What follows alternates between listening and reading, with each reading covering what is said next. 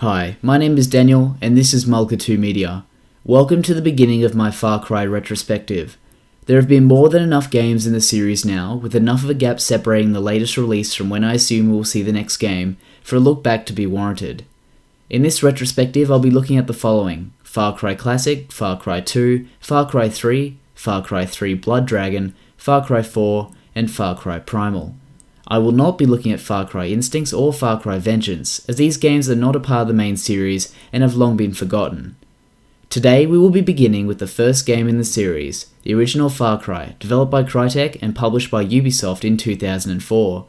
For the purposes of this review, I'll be playing the Far Cry Classic port of the game, released on Xbox 360 and PlayStation 3 in 2014. This version of the game is almost exactly the same as the original, except it's been adopted to run on a console with a different UI. It is also important to point out that the console port of this game does not include the multiplayer or map editor components that were originally present in the PC version, so these will not be discussed. Without further ado, let's begin. Far Cry Classic is probably the worst game I've played this year, but that's really not saying much. I don't play many bad games, and I don't play many old games in general. When I play a game, I like to judge it on its own merits, as I do believe a good game can withstand the test of time if it's truly great. I do understand that a game from the early 2000s can appear, obviously, quite old, and will not look or perform nearly as well as a modern game, so I won't be criticising Far Cry on its visual fidelity or graphical bugs. However, I will be looking at the game's performance, as I do believe this is important and cannot be overlooked. Do know that I am not looking to bash the game for no reason, as I do understand that this is the first game in the series and the games do get better and better with time. That is the purpose of a retrospective, after all, to see the development of a series from past to present. In that sense, Far Cry Classic isn't actually that bad, as you'll see. The game itself has aged and certain parts of the game are almost unbearable, but the ideas of the original have not dissipated and indeed remain strong. And as we will discuss, most of the core tenets of Far Cry have carried through into its later entries. So let's start with the basics. Far Cry, like all the other games in the series, is set in a desolate location that is far away from modern society. For the series' first outing, we head to a number of islands in the South Pacific. The location itself is never given a direct name, but that really isn't a problem. We play as Jack Carver, a man later revealed to be an ex-Special Forces agent who runs his own boat charter business. He is hired by a woman named Val Cortez to act as her security, but the two of them are ambushed by mercenaries who destroy their boat and leave them stranded. Separated, Jack must try and find Val, who has been taken hostage somewhere else on the island. This is a basic premise, and it works on its own, but unfortunately the meat of the story takes a while to get going. I didn't actually know who Jack or Val was, or what this game was even about, until the two of them finally met up again about a third of the way through the game. This left me very confused at first, since the opening cinematic does a very poor job of explaining things, but perhaps that's intentional. Jack very quickly finds a phone, and on the other end is a man named Doyle. The two of them agree to help each other, and so our adventure begins. This by itself would have probably worked as a story. There's a clear-cut villain, and there is at least some motivation to drive us forward. The story isn't the focal point of a game like this, so I don't necessarily mind if it's kept simple. Unfortunately, the game chooses to complicate things, and it's worse off for it. As it turns out, there is some crazy genetic experimentation taking place on the island, and mutants are running amok.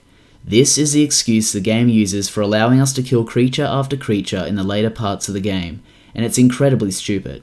It acts as a major tonal shift, and it simply doesn't work. The game takes a complete left turn and decides it suddenly wants to become some surreal science fiction survival horror game, and it comes across as extremely forced. Far Cry turns from a game set in a tropical island to a game where you trudge through industrial facilities and sewers and whatnot. This isn't necessarily a bad thing, but it isn't in the spirit of what would eventually become Far Cry. This is what makes the original Far Cry the most different from any other entry in the franchise. Not the gameplay, not the setting, but the story. Hell, even Blood Dragon wasn't this stupid, and that's because that game was very self-aware. In fact, the original Far Cry almost feels like the kind of story Blood Dragon would be making a parody of. It's honestly very bizarre, and at times it feels like you're playing Doom or Half-Life. In the later parts of the game, you are literally fighting massive mutant monsters and dodging rockets left and right. And again, this isn't necessarily a bad thing, it just isn't what I expected. I mean seriously, look at the box art. Does this scream sci-fi to you? I may be expecting too much, seeing as this was a 2004 release, but even still it's absolutely absurd, especially in relation to the other entries of the franchise. It's fairly obvious why no other entry in the series, except maybe the spin-offs, has followed this kind of narrative, or even referenced the events of the first game at all. Unfortunately, the presentation of the game itself doesn't hold up very well either. The story is told mostly through cutscenes that abruptly take control away from the player, and they really are just atrocious. The voice acting in particular is a real joke. Just take a listen. How do I know I can trust you? Well, for starters, how about the fact that I haven't turned you in? Good point. Keep talking. You must be Jack. How did you know that? I've been expecting you. Jack! Take a look into the future! Jack sounds like the stupidest person on the planet, and Doyle literally sounds like a robot. It's sad, but also kind of hilarious. The awful voice acting, ironically, makes the game probably 10 times better.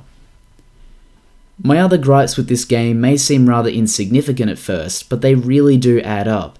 And again, I understand this game came out more than 12 years ago, but these are problems that were reported when the game first released, and they are intrinsically bad by design.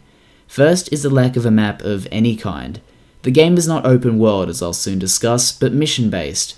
Even still, a map or even a waypoint would have been immensely useful. I've played many games that are open-ended and explorable, and I also really do value any game that aims for realism, but I still can't stand getting lost in this game.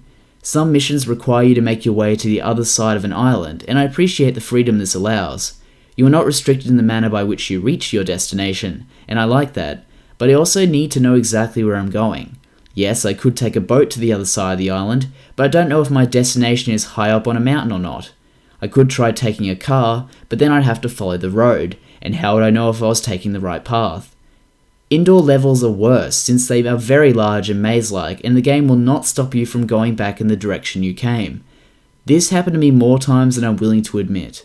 Later entries in the series would, thankfully, fix many of these issues. My next gripe is with the stealth mechanics and the AI in general. As early as 2004, people were saying the exact same thing. The AI in this game is really, really bad, and this is a major problem, since much of this game and its mechanics are hinged on the ideas of stealth. To put it frankly, because of the AI, stealth is not an option in this game, at all. Yes, there are silenced weapons, and yes, you can crouch and go prone, but I seriously couldn't get any of this to work. I would literally crawl around in the grass for minutes at a time before a guard would turn around at the last second, ruining my entire plan. These guys can spot you from hundreds of meters away, and it doesn't seem to matter how you are positioned or if you are behind cover. Sometimes they can literally see you through walls, and it's absolutely unfair. Stealth is a massive feature in this game, and in the games that would follow, that simply doesn't work at all in this first entry. The AI will also frequently glitch out, clip through objects, and run around in circles, but never when it's convenient. I also hate all the rocket enemies in this game, who can kill you in a single shot and appear from seemingly nowhere. Explosion damage, and the damage you take from falling from even small heights, is hard to manage, and can ruin an entire playthrough if you're not careful. These problems in particular almost single-handedly ruin the entire game for me. Trust me, if you treat this like any other first-person shooter, you might just be okay. Just don't bother with the stealth at all. Finally, I hate the FOV in this game. It's absolutely unbearable, and I usually don't care about this kind of thing, as I can appreciate the complexity that goes into adding these kinds of options. However, for some reason the field of view in this port is extremely narrow. The option was available to you on the PC version of the game, so I have no idea why it wasn't made available almost 10 years later on consoles. It's unbelievably close, and it feels like the gun is stuck right into your face. It's even worse in vehicles. I feel very boxed in, and it actually makes me feel kind of nauseous. Why they chose to do this and how this passed QA is absolutely beyond me. Okay, so those are some of the negatives of Far Cry Classic. These are major issues, but I'd like to emphasize that this is the first entry in the franchise, and I know things only go up from here. It's time to talk about the positives of the game, and there are many. Firstly, the linear structure of the game doesn't ruin things for me. I like open world games, and I really love Far Cry 3 and 4 because they give me a world that I can manipulate and explore to my heart's content. The original Far Cry feels like a series of story missions, like the kind you'd find in Far Cry 3, and those are always some of my favourites. They are technically blocked off, but the freedom available to you when it comes to engaging the enemy is still second to none. This is where all those great mechanics we have grown to love from the later entries would first emerge. You can approach encampments from any angle, you can choose any weapon, you can come in on any vehicle you like, and you can think strategically about your approach. In all my time playing Far Cry, I was never told to turn around because I'd reached the boundaries of the level. You can take a very wide angle of approach and the game doesn't seem to care. It's something we've come to take for granted, but in 2004 it was revolutionary. I really enjoyed being able to snipe enemies from hundreds of meters away and then later enter that very settlement they were guarding to find the enemy alert status had been risen. It's quite extraordinary when you think about it, and you'll honestly be hard pressed to find many games that accomplish this same feat over a decade later. As I said, many elements from the later entries were in their preliminary stages here. There are plenty of settlements of patrolling guards, and each settlement has a set of alarms that can trigger enemy reinforcements. There is wildlife on the island, but they cannot yet be directly engaged with. In the tutorial mission, you throw a rock to distract an enemy, which is a feature I wish could have been included in the rest of the game that thankfully did return in later entries. You hold 4 weapons at a time and switch between them at will, which is exactly the same as the other games. There is a radar to represent the enemy's presence, and you can tag and track enemies with their alert status via the binoculars. This is exactly like the camera from Far Cry 3, and basically works identically. It's a really great feature, and as far as I'm aware, it was the first of its kind. This feature, where you tag enemies and watch them roam the battlefield, is a staple of pretty much every open world game today, and for good reason, because it works. Hell, even earlier this year, Uncharted 4 would introduce this feature, 12 years after the original Far Cry. It makes engagements fairly interesting. It's just a shame that the stealth mechanics are not there to hold it all up. Another positive for me was, surprisingly, the gunplay. Granted, I'm sure the weapons were tweaked in preparation for this console port, but even still I found most of the weapons to have some real weight to them. The handgun and the shotgun in particular are really exceptional. All the weapons have great sound effects backing them up, and that extends to the rest of the game as well. While the original soundtrack is very forgettable and repeats far too often, the sounds of the environment and the chatter amongst guards are really top notch. It's a world that feels lived in and full of life, even if it's all really just a facade. Completing the game is not too challenging. To get all the achievements or trophies, you'll need to beat the game at least once on hard or realistic difficulty. This can be annoying, especially given the unpredictable nature of the AI, but the forgiving checkpoints make it manageable. There are also a set of miscellaneous achievements and trophies for, say, beating a mission without dying or by getting a headshot from over 500 meters away. Most of these are a breeze, with the exception of Ninja Jack, which requires you to retrieve a keycard in one particular mission without being spotted. Again, because of the AI can spot you from seemingly a mile away, this feels completely luck-based. No matter how hard you try, your attempts to be stealthy will probably end in failure.